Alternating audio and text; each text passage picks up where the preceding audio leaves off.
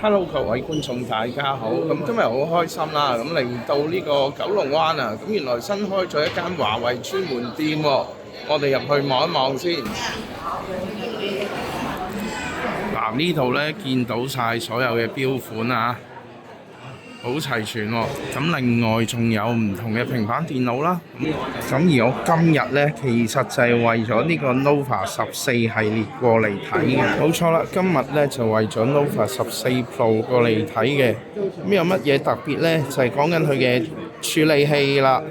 咁當然啦，本身 Nova 系列咧都係比較靚仔、比較有活力嘅一個系列嚟嘅。首先咧，佢有一個6.78英寸嘅大螢幕啊，咁解像度咧2776×1220嘅，咁掃起身咧亦都好暢順啊，暫時都冇乜特別問題發生，感覺咧就似用緊一部旗艦機咁嘅感覺嘅。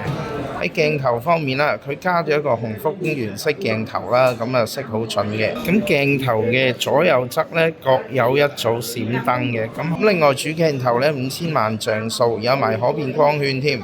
咁喺 Nova 系列嚟講咧，都有旗艦機嘅相機咧係好驚喜嘅。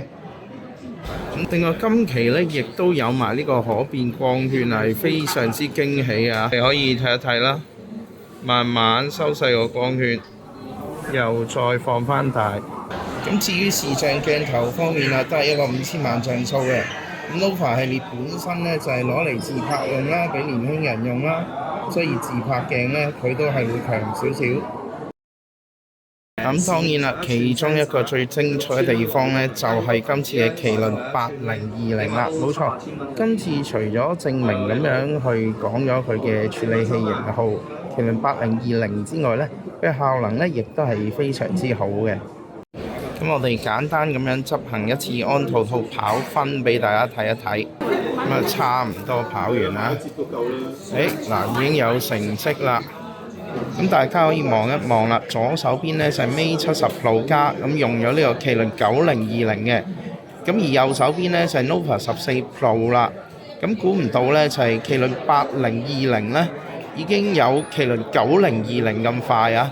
咁而且咧仲要係喺一個比較細同埋比較薄嘅機身之下，大家睇下爭好遠啊！薄咁多都跑到咁快。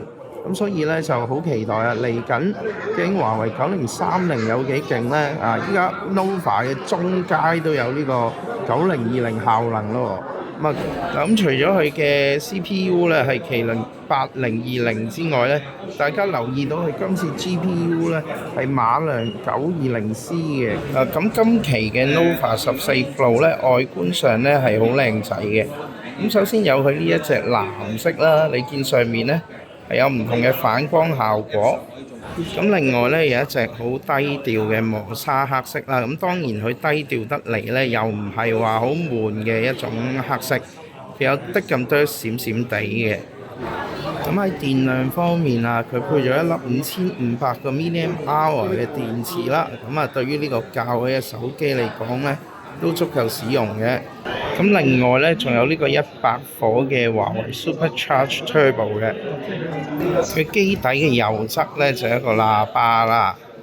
咁至於機頂嘅位置咧，亦都有3個開孔位，再加埋聽筒位咧就共同發聲嘅。咁至於港版咧，將會搭載翻呢個 EMUI 15啦。咁另外係12GB RAM、512GB 嘅儲存空間嘅。咁至於 App 嘅支援方面啦，有睇開個頻道大概都會知㗎啦。咁一般 Google 嘅應用咧，依家已經可以用得翻嘅。咁當然啦，唯一麻煩少少係裝 App 嗰度啦。咁會有一兩隻 app 用唔到嘅，例如麥當勞嗰啲 app 咁樣啦。咁你話其他嗰啲 WhatsApp 啊、Facebook IG 啊、Flex 啊、Google Map 啊、YouTube 啊嗰啲，其實全部都用到㗎啦。一啲主流銀行 app 咧都會用得翻晒嘅。其中一樣令我最驚喜嘅地方咧，就係今期個機身啦，真係對比翻之前嘅麒麟9020機種咧，係薄身好多、輕巧好多。咁而且效能上咧一啲都唔差，揸落去咧好舒服。咁我今日嘅分享就嚟到呢一度啦。中意條片嘅話，記得去點讚、留言、分享，同埋訂閱翻我嘅頻道。下次再見，拜拜。